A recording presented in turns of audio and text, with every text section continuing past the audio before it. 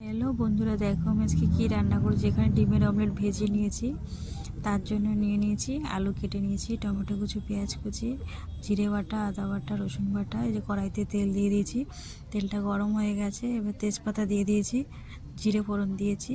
এবার দিয়ে দিচ্ছি আলু দিয়ে দিয়েছি। এবার দেবো পেঁয়াজ কুচি কুচি দিয়ে এবার নাড়তে থাকবো। এবার এখানে দিয়েছি টমেটো কুচি, এই যে টমেটো কুচি দিয়ে দিয়েছি। দেখো এবার এটাকে নাড়তে থাকবো। দেখো এখন রসুন বাটা দিয়ে দিয়েছি, এই যে রসুন।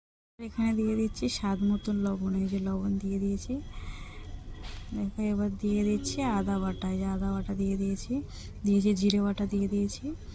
এবার দিয়ে দেবো লঙ্কা বাটা দিয়ে দিয়েছি। দেখো এবার দিয়ে দিচ্ছি ধনে গুঁড়ো দিয়ে দিয়েছি। এবার দিয়েছি হলুদ গুঁড়ো দিয়ে মশলাটাকে ভালো করে কষিয়ে নিয়েছি। এই যে এখানে জল, দেখো পরিমাণ মতন জল দিয়ে দিয়েছি। মানে ঝোলটা ফুটছে। এই যে এবার অমলেটটা দিয়ে দিয়েছি। দেখো অমলেটগুলো ভেজে রেখেছিলাম, সেটা দিয়ে দিয়েছি। দেখো এটাকে দিয়ে একটু নাড়াচাড়া দিয়ে দিলাম। তরকারিটা হয়ে এসেছে। এই যে গুঁড়ো গরম মশলা দিয়ে দিয়েছি, একটু নাড়াচাড়া দিয়ে এবার ধনেপাতা কুচি দিয়ে দিচ্ছি। এই ধনেপাতা কুচি দিয়ে দিয়েছি। দেখো এখানে দেখো আমার তরকারিটা হয়ে এসেছে।